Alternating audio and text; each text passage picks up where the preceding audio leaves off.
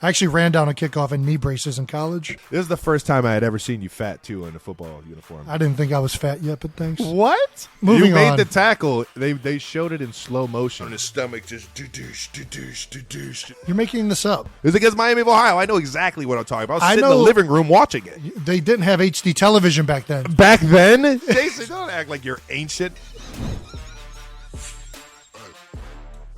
Welcome back to New Heights, baby. A Jukes original show presented by Wave Sports and Entertainment. We are your hosts. I'm Travis Kelce. This is my big brother, Jason Kelce, both from Cleveland Heights, Ohio, University of Cincinnati Bearcat alumni, repping the C.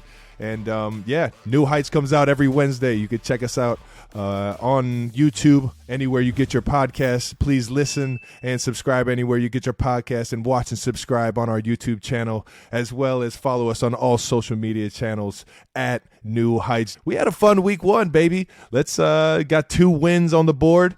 Jason, why don't you talk about what we got coming up? Yeah, well, we're going to talk about both of our games, obviously, from week one. We'll highlight the best performers from around the league. Plus, we'll be talking about Super Bowl hangovers, primetime games, and whatever other antics we decide to talk about. And we got another set of 12 hard-hitting questions to recap week one and some of our insight on what's going on around the league. But first, we want to quickly thank everyone that tuned in and listened to the first episode. Thank you guys, man. And if you're back, welcome back. Yeah, did you get any good reactions from people listening to the show? Yeah, or I mean, friends. I didn't see any like random person, like somebody I didn't know, talk about it. But I knew that I have a lot of friends on the team that listened to it and absolutely loved it. More so, just enjoyed listening to you talk about how you cut off some balls, and just the fact that you're getting into the farming world. There's a lot of ties because there's guys that a coaching staff that was in Philadelphia coached you, so they feel like they know you personally, and to hear you talk about all that stuff, they absolutely loved it. So, but nothing but positive feedback over here. What about you? Well, I got most of my feedback that I saw on Instagram from one of my former teammates and guys that I look up to a lot. Chris Long gave me a call, was giving me a little bit of pointers, and enjoyed the 6-eye, 5-eye talk. God, I love it. Yeah, and then Malcolm Jenkins, boy George Kittle hit me up. Wanted to reiterate that he loves run blocking, so he's not going to be shitty at run blocking. So he's going to continue to dominate in that realm. Hopefully, my brother can get healthy, man, get back out on the field. But I did get one person who said a negative thing. Bo Allen said it was amateurish, in his words. He hated it. So hopefully, you want to know what else is amateur? Nebraska football. We went to Wisconsin. It's the same. White, red in the middle of the world. They both are Big Ten buns. Oh my God, that's great. What's the difference again? All right. They are red. They're And both in the in middle the of Big Ten. They're both no real athletes on the field. Where do we start? The first 12. You want to jump it off? That's right. We're going to start off with your game first. All right. Chiefs Cardinals. Big game versus the highly touted Cardinals defense. What did you guys do differently in training camp? I think it was more than just training camp, man. I'm going to tell you guys about the Golden 15. And this isn't new. This is every team has a certain set of plays that they go into a game with, a scripted set of plays that either complement the plays you've ran in the past or complement the plays you're going to run in the future. But if you give Coach Reed 2-3 months, this offensive coaching staff, that much time to game plan for a team, it's going to be flawless, man. And I've been a product of it year in, year out. And I think I'm going to miss the feeling of the first game, the night before the first game, getting those first 15 plays. And those first 15 plays are based off of the tendencies that these coaches, these defensive coaches that we're playing, have on first down, second down, third down throughout the first quarter and throughout the first drive. And it's just, man, it's like having the answers to the test. It's like seeing a movie you're really excited about, seeing the previews for it, and when you see the movie, it's like you saw all the good parts in the previews. You just know exactly what's coming. You know what plays are going to be big hitters, which ones are going to be successful. And I'm just licking my chops the night before the game, visualizing all these plays, because you just know you're going to get these certain coverages, and you've ran them so much in preseason and training camp against different looks, so you just feel confident in how you're going to attack them depending on what they do present. And sure enough, we started off fast, man. The first, I think, 3 drives we scored on, and it was just it was an uphill battle for the Cardinals ever since. Yeah, man. So for those of you who don't know what the first 15 is, first 15 is the first 15 plays that the coach is looking to get to, the offensive play caller, in regular football scenarios. So usually first, second down plays, have a couple third down plays sprinkled in there. But I can relate a little bit from my time with Andy and with Doug, who also did a first 15, where that first week, it's littered with plays that you haven't repped yet. In a game situation. You've been working on them all off season. These are plays that you're looking forward to finally being able to see what it looks like out there on game day. So that's awesome. How'd the first 15 go? Yeah, they were flawless. I'm not going to lie. Coach Reed, lightweight, he tricked me on one, man. I thought it was going to be a big hitter for me as like the third or fourth play of the game, and I'm thinking he's going to dial this thing up. It's a double move for me. He brought in the same personnel. He brought in the same formation with the same Y motion or tight end motion on it. Yeah. Same action. It was the exact same everything. And I just I heard first half of the play and just blacked out. I was like, this is it. It's coming. I'm about to be streaking down the field. And it was a run play. And I showed my cards. And that play didn't work when we actually ran it. I felt like the other thing you got to be wary of, the first 15 a lot of times are designed to go off of each other. So what Andy was doing was actually setting Travis up, but because he wanted the candy, I was excited before he was in the store. I've been visualizing it all day, all night. The night before, man. I just knew I was going to hit a big one for us, man. Got to lock in. Got to listen to the whole play. Got to listen to the words that speak to you, brother. All right. All right. You've been with Pat maybe the longest. What do you guys work on to keep evolving your relationship? As any, offense goes, you just get the reps, man. I mean, I think we're very fortunate. We got a great offensive coaching staff that tie in all the plays together like we were just kind of talking about. And from there, it's just getting reps, talking about how he likes to see things develop, how he likes me to run these certain routes versus certain coverages, and hearing how he talks to other guys about that. You know what I mean? That same scenario. It's just, you just are, as long as you have the mentality every day coming in, trying to figure something else out, trying to take the game to the next level. And then on top of that, just getting with the guys outside of the facility, I think is huge. Getting to know guys, understanding, genuinely, we want this to be a family. We want to have your back throughout it all. I mean, that's everything. That's a good point. So you're a firm believer that, like, relationship wise, like how well you know somebody even outside of football can affect how you guys play on the field? 100%, because I have so much more fun when I genuinely am friends with the guy next to me, and I play that much harder for him when I know him that much more. What do you do off the field to evolve the relationship? I mean, besides playing golf. I was about to say golf. There's any activity. Pickleball's a big one out here in Kansas City. Whether it's just going to the casino or hanging out at somebody's house, it doesn't matter where you're going. There's anywhere you can have that conversation or just hang out with a guy. I guess a lot of the conversations come at lunchtime in the cafeteria. You know what I mean? Or the bus rides to and from a game, or the plane rides and stuff like that. It's this nonstop comedy for the most part in the locker room. Cafeteria might be the most underrated place in the building. I mean, that's where I have the best discussions. Next to the sauna, maybe. But, off the field, I think do you guys drink at all? Do you guys partake in the beers partying? The beers are flowing. When I was a rookie, Brent Selleck and Todd Herman's had a bar called 879. And it was that was because Brent Selleck was number 87, Todd Herman was number 79. Talk about some creative guys. 879. So, anyways, shout out to Cells, baby. Yeah. baby. So my rookie year, we were not very good. This was Andy's second to last year in Philadelphia, until that bar opened up. and we started having what we called Thirsty Thursdays. Ooh. Thirsty Thursdays.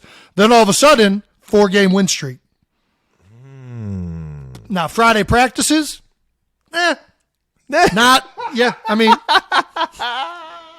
A little bit slower. Not fast Fridays. Yeah, They're not fast Fridays anymore. Yeah, They're you got to lock in. But I'll never forget Thirsty Thursdays. Vince Young, he's in this bar in a full legendary teammate. I've heard he's in this bar, full 3-piece suit.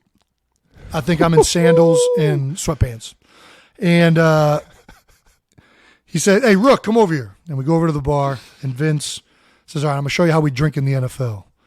And I'm like, "Okay, Vince, all right." I don't even know what to expect. And Vince proceeds to order 2 shots of Patron and 2 kettles on ice. We take the shot of Patron, and he says, "All right, now this kettle, you're just going to sip it. There's no sugar in it. You won't have a hangover. You'll be good for practice tomorrow." All right? We'll do a couple more of these, and it'd be early night. Bro, I'm within 5 minutes, he had downed all of the kettle and was ready to do another one. Let's go, baby. Hey, listen, and Vince, I still love you. I will go out there and play football with you any day of the week. One of my favorite teammates.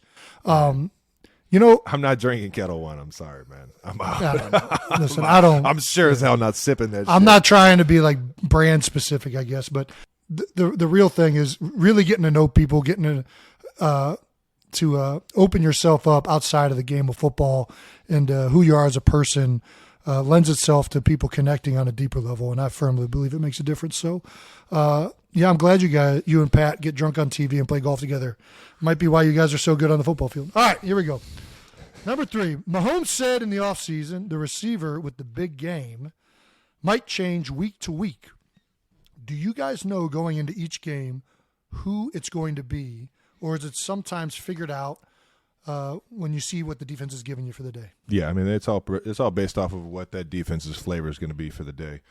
Sure. And just what we have in the game plan. We have so many personnels that tie in with all these formations, and every single play has, at least a pass play has, a certain set of like progression, right? So like depending on what the defensive coordinator calls, whether it's cover 4, cover 3, cover 1, whatever he calls, the quarterback knows he has a certain progression that he goes through, and certain guys are supposed to get the ball. So it's really, I don't want to say it's a crapshoot, but it is all up in the air because we have a bunch of wide receivers that can make plays, and Pat trusts everybody right now for sure. I mean, especially after a game like that where nobody was really screwing things up. Everybody was just flying around making plays. But you guys definitely have plays designed for specific people to get the ball throughout 1,000%. 1,000%. Yeah. And so I feel like Coach Reed does a great job of giving everybody a chance to get that rock, and that only helps keep the defense on their toes or on their heels, reacting to what we're doing, because they just don't know who to key in on, or who we're thinking of trying to get the ball to on this certain play, and it changes on 1st, 2nd, and 3rd down. Coach Reed tries to not give a good tell on that. Yeah, I guess this is a question from somebody who plays offensive line and knows nothing about receivers and quarterbacks. How often does a play that's designed for you go to somebody else? What's a percentage? 1 out of 5? No. 1 out of 4? Not when you got Andy Reid dialing them things up, baby. I would say it's definitely with Coach and Pat. I would say half the time? More than half the time. Yeah, and obviously, pressure. It just depends on what the defense is playing. If you get a look that you're not familiar with, if you're calling a play because it's cover 3 and all of a sudden they go too high shell, of course I'm going to try and run my route different because it's a different coverage and try and get open. So I'm always available, but at the same time, it's like the play is designed if it's a different coverage to go to a different guy. So it's like, yeah, right. You know what I mean? So it's all based on, when Coach dials it up, do we have the look that we're looking for? All right, well, last question for you guys from week 1. You guys had your safety, Justin Reed, fill in to kick Jay Reed. Other than tight end. And kickoffs. And kickoffs. And not only just kicking off, making the tackle on kickoff. He kicked and made the tackle? I think twice. Was it because the returner broke free No. and he was like the safety? No, I mean talking like 25-yard line, 30-yard line. Well, then he's bad. That's not his job. Your job as the kicker is to be the safety. Jason, let's give him some slack. All right, he is the safety. All right, he's the safety on the team. All right, his first 2 kicks went. I think they went through the uprights. What happens if he goes down and misses? What happens if he goes down, gets washed out of the play? Who's the safety? The backside one. What do you mean? Everybody's got to have an angle of pursuit. Jason, have you ever played defense? First of all, this guy's never played defense. First of all, that's kickoff. Pursuit is pursuit. All right, when you're tackling, I'm not even going to get in this. Does the defensive coach? Have you ever played special teams? Yes, you have. I actually ran down a kickoff in knee braces in college. It's my favorite. It was one of my favorite things. And as the contain guy, they had me as number 2, and number 1 would loop inside of me. 70 pounds. This is the first time I had ever seen you fat too in a football uniform, it was beautiful. It was glorious. You look great. I didn't think I was fat yet, but thanks. What? All right. Moving you made on. the tackle. They showed it in slow motion. You in knee braces. Your gut. It looked like you had a Bosu ball just sitting on your waist. You're making this up. I swear to God. You know how I know Miami of Ohio. It was against Miami of Ohio. I know exactly what I'm talking about. I was sitting in the living room watching it. Yeah, but they didn't have HD television back then, so that's how down. I know you're lying. Back then? Jason, don't act like you're ancient, motherfucker. You're 2007, maybe? He's slow motion, him breaking down in his stomach, just do-douche, just going from side to side, bouncing around. And he just make the tackle like a all-American linebacker, man. He got me hype. That was back when there was still a wedge unit on kickoff return. I was a part of that. You believe that used to be a thing? I was a part of it. I wish it would never happen. Bro, I think the best thing we could ever do is go back in the archives and just compile clips of the absolute maniacs. Bro, oh my God. You had to have some screws loose in order to be a good wedge blocker on KOR. Oh, and I mean, the reason I want to watch the clips is it was just mayhem. I mean, there was a clip in college. Do you remember Colin McCafferty? Do I remember? Why do you think I just? And he was our special teams ace at Cincinnati. The beast. The best one out there. Nobody could touch him. And we're going over KOR, and we're playing UConn. And one of their guys, we nicknamed him the Beast for the week. And the Beast was shedding 2-3 blocks, making tackles down at the 10-yard line. This dude was unbelievable. It was like Little Giants. It was like Little Giants movie. It was Spike. We should have nicknamed him Spike. Yeah. So our special teams coach gets up there. Coach Elson goes, you know what? This week we're putting our beast up against their beast. For those of you who don't know, after the game's over, you all have you have a special teams meeting where the entire team is in there. All right. So this week after the game, we're all like, we're about to watch what happened on this play as a team. We're going to see the beast. We're about versus to watch the beast. King Kong and Godzilla go at it in this meeting. Right away, the ball gets kicked off. You see Colin. Colin runs similar to like Forrest Gump, just like no like swaying at all. Locked in. And the beast they make eye contact and literally 30 like yards. Magnets. Yeah. They're like, we don't care who has the ball, where it's going. We both know what's happening. It did not disappoint. Flying everywhere. Guys knocked off their feet, both of them. Colin gets up and starts walking, and his knees start shaking, and then he just slowly crumbles to the ground. Well, the funniest part about the clip is that nobody noticed Mark Waugh on the wedge. Marcus Waugh was lying face down. Chill out, man. Chill out, man. This guy was Nobody concussed. noticed. But nobody noticed, and he just got up like, oh, my gosh. All right. But, yeah, these guys would literally – the wedge unit – so locked in on the beast, man. The wedge unit, this is what your job on the wedge unit was. Back before the NFL decided to outlaw this barbaric behavior. Oh, my gosh. You would run back till you were 10 yards from the returner. Link arms. Interlock arms like a human wall. And there'd be one guy's job to look back and you say, go! and you would proceed in your one job. Who came up with this shit, man? It worked like a charm. That's why they did it. Yeah, until you ran into a beast. Once you found 3 guys for the wedge, the other team had to find the guy to go blow up the wedge. Yeah, the wedge buster. The Jason wedge Peters. buster, man. Dude, I'm telling you, that's going to be a future episode. We're finding clips from kickoff return and kickoff. Wedge busters and wedge. It's going to be highlighting the wedge unit and the wedge buster. That has to be documented. I don't feel like that's been touched on enough. I'm with it, man. Moving on, the Lions kept it close, brother. You guys had a heck of a fight. I'm not gonna lie. After watching Hard Knocks, I kind of became a fan of the Lions and a lot of the characters they got. Dan Campbell would love to play for him. Awesome guy. Yeah, man. How was the game? How was your perception of the Lions after you played them versus maybe what you saw on HBO? What they do on HBO backs up, the type of team they're trying to identify as. I mean, they got a coach who's a tough-minded, hard-nosed coach, and their team played that way. Obviously, biting kneecaps. Yeah, I mean, at one point we're up 17, and you're close to kind of breaking a will of a team, but not. They fought to the end, very close to beating us. And I think if we don't have Jalen Hurts in that game, they probably do beat us. Ooh, Jalen Hurts, man. Yeah, Jalen who has faced a lot of criticism this offseason. Really, his whole career. Really? Yeah, I was about to say his whole career dating back to college. Well, and it's going to continue. He's still in his third year. He's got a lot of football left in him, and this is the way the league works. It's always coming after you. And I'll tell you what they can't hate on is how that dude competes, man. That guy brings it, man.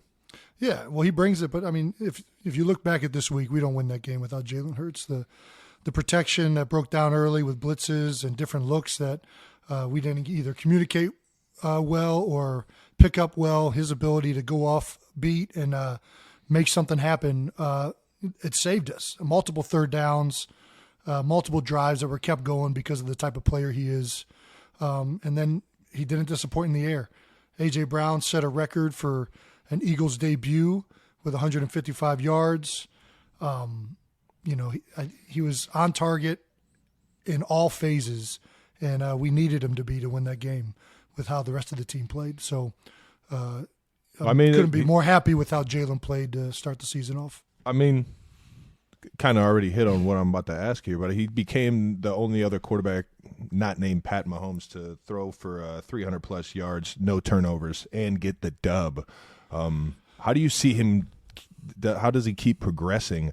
I mean, is the offense evolving for him? Is it just all tailored to his skill set? You know what I mean? Well, yeah, I mean, both. I think the as an offense, if you're not evolving in this league, you're behind, right? You have to continue to try and find different ways to attack defenses, different ways to improve, and it's obviously gearing towards Jalen. Jalen's our starting quarterback. He has a skill set that's unique, makes him very dynamic for a defense to defend, and we utilize that. And that's one of the reasons we were the number one rushing team in the NFL last year, and we barely ran the ball the first 5 weeks. And the only reason that happened is because of Jalen Hurts and his ability to keep the ball and be a threat. With his legs, man. Yeah, it keeps the numbers honest for the offensive line and everybody else. So, of course, the playbook is going to be more geared towards him and his skill set. Of course, our offense is going to continue to evolve, much like what you said with the Golden 15. There are a lot of plays that we repped yesterday that we've been really looking forward to running all off season, and most of them worked out pretty well. And I thought a lot of the success of the offense really came down to one guy doing a very, very good job, and that's Jalen Hurts, as well as A.J. Brown. I can't discount A.J. Brown. That dude's good. As well as I'm sure everybody else. You don't win a football game with just 2 guys. Everybody chipped in and made plays, right, man. So you got to see the number 2 pick, Aiden Hutchinson. Did you have any encounters with him? I know he's on the edge, but what did you think? Not really. I helped out a little bit with it when he was rushing over the guards, but as a center, you don't see the DN very often. But did he remind you of anybody going into it? I don't know. I try to. The comp thing is good for fans because it kind of gives you somebody that they know and can relate to. But he's a tough one to comp. For some reason, it's kind of like a more athletic or like a more nimble Jared Allen kind of type player. Has some really, really good stutter bull, long arms, gets extended. He can attack you inside, outside, or right down the middle, and makes it all kind of look the same. Speed to power. They lined him up a couple times in this overload set where he's clearly outside of the tackle, coming down with a full head of steam. So he's going to be a really, really good player. And I had a. I'll tell you what, he might not have that. He might not have that Jared Allen mullet, man, but he's got some personality. Watching Hard Knocks and seeing that dude sing some Michael Jackson, that was pretty good. Did you see that, Jason? Did you see him? Did you guys ever do the rookie not the rookie symposium, the rookie show? Yeah, the rookie show. We do. We do something similar. We do the singing and stuff like that. Andy's never done it, right? We tried it one year, and I think Eric Fisher went up and sung his college alumni song or whatever, it's the school song, and it was just that's an immediate boo. It was dead. Yeah. Shout out to Fish though, man. I love the big. Hey, Fish, listener to the show. Well, I don't know if he listened to the podcast. He commented on one of the videos, but nice. He gave a shout out to Tom Melvin. Tommy Mel. Yeah, he always deserves a shout out, baby. Long time tight end coach, not only in Kansas City but was out there in Philadelphia with Andy Reid as well. Has helped me light years in terms of where I've been as a tight end and a professional, man. Yeah, he's been your only tight end coach. He's been the only one, man. It's been me and him for 10 years, man. Getting the job done, baby. So I'm not going to lie, brother. You're not only are you TikTok famous now because of all the views you got from the episode last week, you're viral right now because of your encounter with the D tackle from the Lions. What's his it's a linebacker. Linebacker Malcolm Rodriguez. Gave you a good old WWE hip toss. It was good. It was. I thought I had him. I was driving him in the end zone, and right at the last second, gave me a nice judo hip toss. Did not see it coming. So productive play, man, or it was impressive nonetheless. It was a quick twist of the hips. He's a good player. He made a better move on me on a draw play earlier in the game where he made a tackle on Jalen Hurts. That kid's got a really bright future. He's been a star of the Hard Knocks show. Seems like he's got a great mentality. And it's not the first time I've been viral for getting my ass kicked. So, and I'm sure it won't be the last. I got hip tossed by Von Miller like my second year in the league, and he actually hip tossed me from one knee. Yeah. I felt like a rag doll. I thought the play was almost over, so I kind of just, I don't want to say I let up on it, but I definitely wasn't trying to, put any more attention towards Von, and Von had just a completely different idea of what was going on. Knew he wasn't going to make the play and just absolutely hip tossed me and threw me into next week. Yeah, I mean, I feel like going viral for getting your ass kicked is like a rite of passage in the NFL. There's everybody's going to get got at some point. Especially when it's against a good player, man. Oh, for sure. It's Von Miller. I remember he went viral. Lane Johnson did this spin move against him, which was unbelievable a few years back. It's like a rite of passage, and hopefully you got more viral videos that end up being good than bad. We talked about AJ Brown's debut, man. That was it was fun to see him just get out there and make plays for you guys, man. That dude's an absolute baller. You could put him anywhere on the field, and he just makes plays, man. Yeah, I mean, he's a mismatch no matter how you kind of swing it. You've had some unbelievable receivers come through, not only come through, but on the team right now. But where does he rank if you could put him – I know it's hard to rank your teammates and everything like that. I play with a lot of really, really good receivers, and each one kind of has their own skill set. Deshaun Jackson, by far the best deep ball receiver I might have ever seen. I mean, the guy was so good at tracking the ball down the field and making big plays. Jeremy Maclin was silky smooth in his routes and the way he moved. Silky. Silky. I mean, Alshon Jeffrey. I can't list everybody. I think AJ is a very unique player. He's so big and so physical as a receiver. You just don't see guys that are that size and that It's hard strength. for corners to press him, to stay with him when he's running, when the ball's in the air, to be able to be physical with him, to try and get it. It's just he's got the advantage in so many different areas. And that's where he kind of, like, I know it's not a good comp athleticism wise, but like Alshon Jeffrey in his prime was a big physical receiver. Man, listen, you guys don't win a Super Bowl without Alshon Jeffrey, baby. And Alshon used to say, one of my favorite things Alshon said was, even when I'm covered, I'm not. Like, basically, just throw the ball up. I'm gonna come down with it, right? And that's the type of confidence you want to have in a guy. And AJ's got that type of vibe. If you're gonna line up, play man on man, and as a quarterback, to have that comfort blanket to go to, know that you got a guy that's going to win a lot of those 50-50 matchups. That's huge. Yeah, it's huge. Absolutely huge. The other thing I want to talk about from the game is, I just wasn't good enough. I think we got a lot to improve on.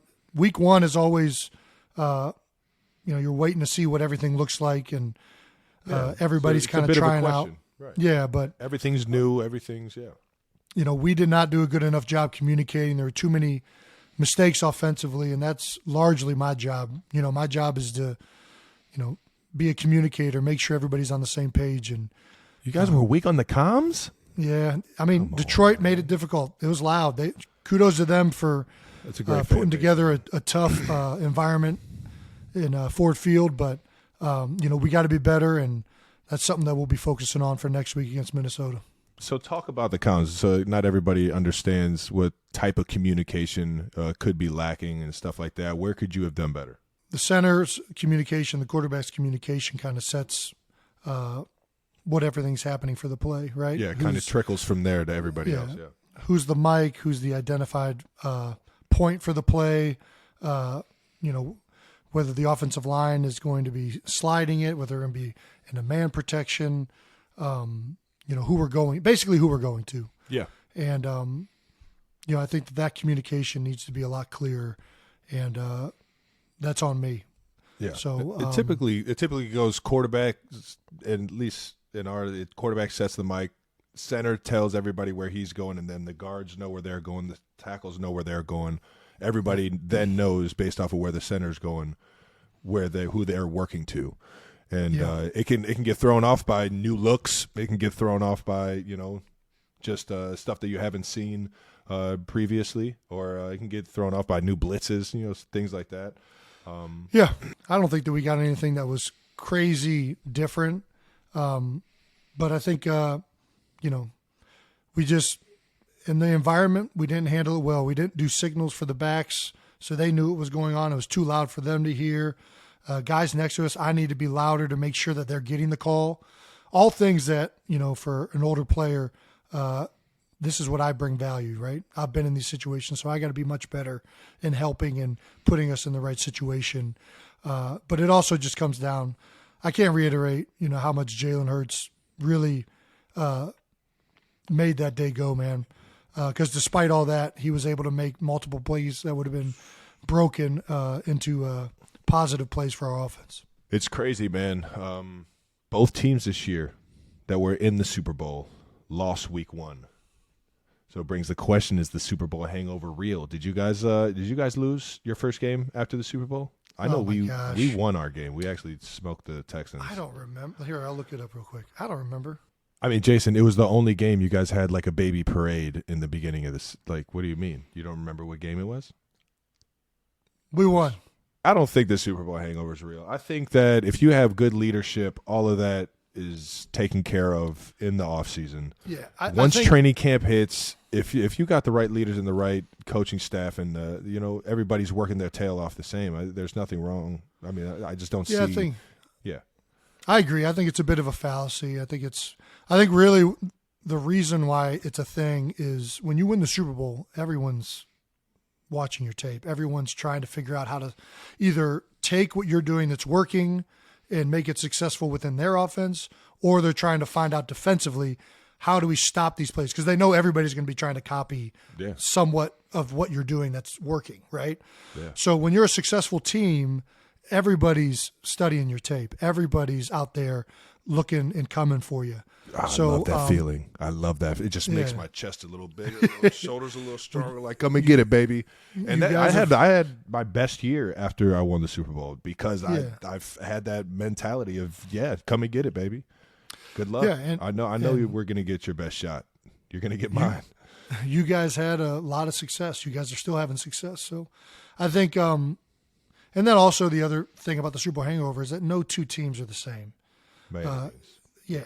So I think people think of like a defending Super Bowl champion like a defending heavyweight champion, right? And it's not the same. No two teams from any season are the same. Most teams, I think, what's the average? About 30 to 40% of your roster is different year over year. Yeah, the turnover in the NFL is sick. So, I think there's, 1,300 or something in terms of the entire league. There's 400 new faces every year. And whenever you win a Super Bowl, that means 400 guys lose their job every year. It's crazy. And whenever you win a Super Bowl, you're losing coaches on your staff that are getting promoted to other organizations because they're trying to get that feeling. You're losing players that were key backups, special teams players, guys that were instrumental in your success. All of those guys are getting – when you win, everybody is getting paid. Everyone is getting the benefit of success. So, the team's not the same. Even if you're returning the same starting quarterback, the same starting 11, same starting on both sides, no two teams are the same. So, and that's just the reality of it. So Super Bowl hangover ain't real in my mind. You got to keep bringing it. Obviously, the teams are different. The Rams are still a great team. The Cincinnati Bengals are still a great team. But Week 1 is obviously not favorable in that aspect. Let's give the New Heights stamp of the week. Which performers from Week 1 stood out most to you and why? Immediately after I got done playing, I started checking out just stats across the league, and I saw that Saquon Barkley had like 100 buku yards on the ground and then another like 80 in the air. He had almost like 300 yards or something like that in terms of offense. And on top of that, the last play of the game just willed, or the last play for his offense on a 2-point conversion just willed his team to win. It was kind of like a Mike Kafka brought in some of the offense that we had out here in Kansas City, and it was a 2-point play that I actually know exactly what the call was, but it was a little shovel pass to Saquon, and two guys are in the hole ready to stuff the play. They knew it was coming, and Saquon just jukes two guys out, stiff arms one, and then runs through a brick wall to get the 2-point conversion to give them the lead with a minute left. It was just put your team on your back moment, and hats off to him, man. The guy's had a rough go with the injuries in his career, and to see him come out and just absolutely kill it was cool to see, man. Great dude. When he's healthy, he is just so unbelievable to watch. Saquon. You talk about an unbelievably well-rounded back of athleticism, power, finesse. I mean, he's got such an arsenal to come at you with as a running back. So he's a special player. So Saquon. Hopefully, yeah, man. Hopefully he can stay healthy this year. Yeah, NFC East did pretty well this week outside of the Cowboys. Everyone won, so we got some competition. Right on the NFC East. Ain't got nothing on the AFC West, though. We'll keep it moving. Who is your player of the week, brother? I don't know. If we're doing this, I'd probably go Josh Allen. If we're doing this, we're doing it, brother. All right. Josh Allen, just, obviously that was a highly anticipated game. You got defending Super Bowl champions Thursday night. Jay Allen, the Buffalo baby. Bills. Some argue that the Buffalo Bills might have beaten the Kansas City Chiefs had the current overtime rules been in effect the previous year. Some people say the same thing about when I lost to Tom Brady in the AFC Championship, and we lost to a coin flip. But isn't it? We didn't. We just lost to Tom Brady in overtime. I don't think we lost anymore. Either way, you got to love the way that guy plays, man. He's a boss, man. Absolute dog on the field, man. I mean, he plays the game how I wish I would have played quarterback when I was a quarterback. A dual threat guy, but his arm is just so special that he could just put it anywhere on the field. He can throw on the run. He can throw anywhere on the field on the run. He's just smart dude on top of that, and just a fearless competitor, man. He's fun to watch and fun to play against, man.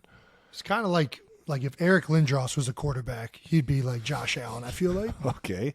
All right. I think You know what I mean? No, I know exactly what you mean. Hopefully Josh doesn't have those as many concussions. Shout out to Eric Lindros, 88, baby. Good point. My favorite hockey player growing up. That's why I Jason referenced said it. it.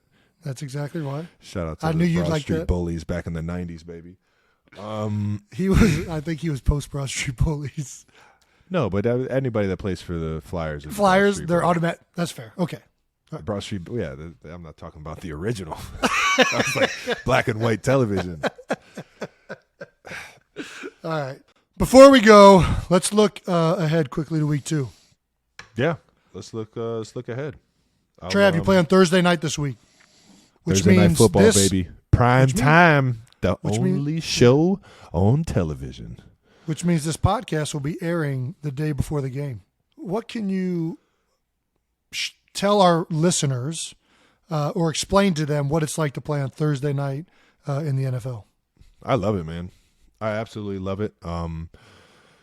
Some guys talk about how it's a short week and it hurts, it's rough on their body. Yeah, it's everybody has to deal with it. You know what I mean? The guys across from you are dealing with the same things you're dealing with.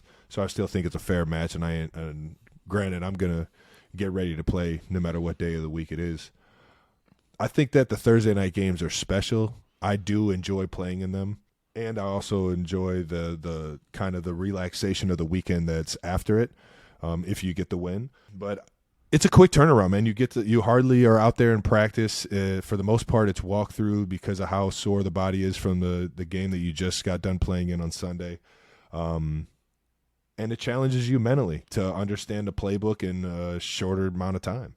That's probably the biggest thing for me is understanding understanding the intentions of the play caller. This year we get to have it in the second week, which is a whole lot easier than it being week 14, 12 through 14 or something like that, where later in the year you're trying to put together a game plan. You know, we had the whole entire off season to really look at our first couple games, knowing that Thursday night game was going to be a short one. I think we did get a head start on it a little bit, but at the same time, it's a divisional rival for us. You know, We're playing the Chargers, a team that we're familiar with.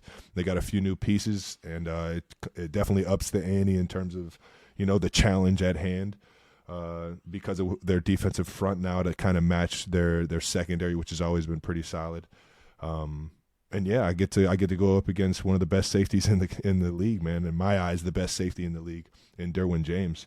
And I always love that challenge, man. He's gotten me a few times, and I'm licking my chops to get out there and getting after it, man. I feel the same way as you do about Thursday games. I love them. I think it's like a mini bye, right? That's what everybody calls it, the mini bye. You get a nice long break after the game for the next week.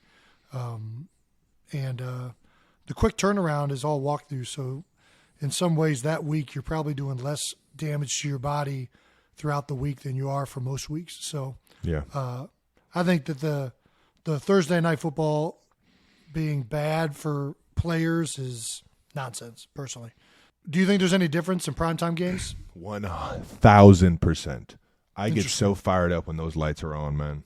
I absolutely get fired up. It's just a whole different feeling, especially Arrowhead with the lights on, the oh my gosh, just the green, the grass just looking so plush early on in the year. It's the first game of the season. Arrowhead's going to be rocking. This is going to be an absolute electric atmosphere, man, and I can't wait to get out there, man. Yeah, I think I'll take primetime games over a noon game any day of the week. Yeah, I like 1 o'clock games. Get in, get your work done, and I'm out of here. Little afternoon delight. Yeah, I don't need prime time. What are you talking about? Sitting around 8 o'clock, I don't get done playing football until 11:30. Listen, I get it. It's great for fans.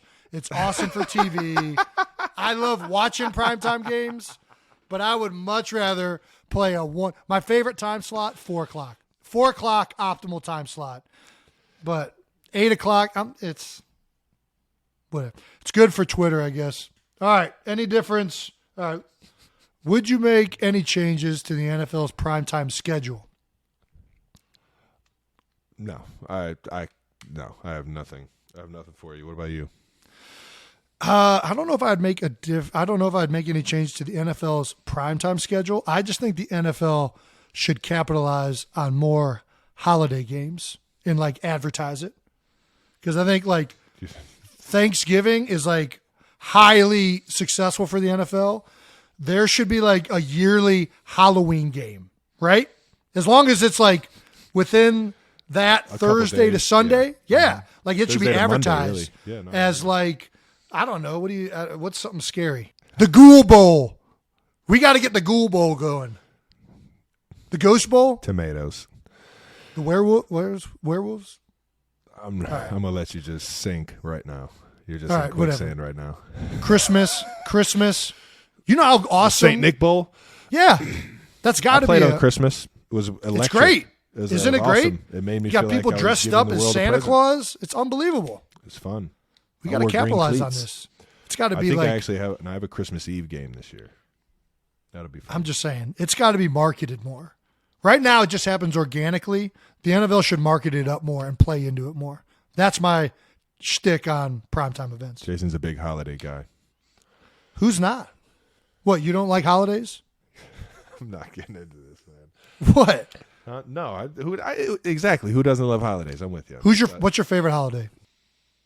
I mean, it's got to be Christmas. What do we? I mean, Christmas I like is July 4th. July 4th is a fun. I was about to say, a fucking Christmas blast. is like the prototypical answer. Everyone loves Christmas. Because I it's love family Christmas. time. Who doesn't love Christmas? No, it's because it's presents. Let's not cut the bullshit. It's all about presents.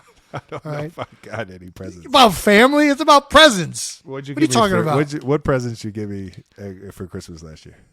I haven't given you a present in years. You're a millionaire. What the fuck am I buying you presents for? I ain't buying you presents. Christmas is about the presents, baby. I'll send you a freaking text. That's what you get for Christmas. A heartfelt message from your brother. I did get you something recently. What did I get you? I got you that Wayne Gretzky. I got you that Wayne Gretzky 99 jersey. Dope. It needs to go right here. It needs to go right here. Yeah, put it up in the show. It does. My favorite holiday? Tough. Got to go 4th of July. Got to go 4th of July. Just maybe the a runner-up. Or are we talking just, is the party just always epic, or what do you mean? I think it's just the time of year. It's always like seems to be nice out. The weather's great. Everybody's excited to eat barbecue and drink alcohol. Like that just sounds like what are we talking about? Sounds like my kind of party, yeah. Right? There's usually water involved. Like you're combining like all of my favorite things into one holiday, like, and not to mention like 1980s like rock and roll and classic rock and whatever else Bruce you're playing. Springsteen, The Boss. What? Do you wear jorts on July 4th or what? I kind of ruined. I had a really good pair of jorts, and I go commando usually. And I just chafed them. I'm a heavy thigh rubber, and they just burn a hole in them suckers. they were thighs great, over here, man. Bro, they were a great pair of jorts too, and I lost them. Rest in peace. Fuck, commando boy, man. Second favorite holiday is probably Father's Day. I think Father's Day is like that needs to be. We need to start celebrating Father's Day. As a country, we need to commit to the celebration of Father's Day. You don't think we have? Fully. No, not at all. When is the last time you've even heard of Father's Day? Every year. What do you do for Dad on Father's Day? We both buy flowers for Mom on Mother's Day. What do we do for Dad? I send Dad a heartfelt text. Listen. I'm not trying to bash moms, okay? I'm not trying to bash moms. Love moms. They're love getting a lot of Mother's love. Day. They're getting a lot of love. This is all I'm saying. I think the world is plentiful of great moms in this world, right? Everyone, not everyone, the vast majority of individuals on this planet have a great mom. Therefore, because of the shortage of great dads in this world, and I'm being serious with this, for those of you that had a great dad, consider yourself lucky, man. I'm a lucky man. And the next time it's Father's Day, celebrate the fuck out of that old man. All right? You were lucky to have a great one like Travis and I were. And like I'm going to be to my children. hopefully. You know, that's a holiday that we need to get more behind in this country. And that's a holiday we need to get more behind. Not to get preachy. I'm getting preachy. I do this too much. All right, I'll stop. Everyone, let's celebrate Jason once a year. No, I didn't say. Come on. I'm not even like a real dad yet. My kids don't even do anything. They just if your kids can't poop and pee on their own yet, you're an infant. You know, that's not. You know, you're not dealing with real shit. You're dealing with baby shit. I like how you tied that. That's good, right? Well, that about wraps up the second episode of New Heights. New episodes every Wednesday during the season will be happening of New Heights. Be sure to watch and subscribe on YouTube to the New Heights channel. Listen and subscribe wherever you get your podcasts. Remember, New Heights is a Jukes original presented by Wave Sports and Entertainment. Thanks to our producers, and follow the show on all social media at New Heights Show. Catch y'all next Wednesday. Adios. Thank you for listening to New Heights. Make sure to rate and subscribe. Also, if you want to watch the show, go and check out New Heights on YouTube. And follow the show on all social media platforms at New Heights Show.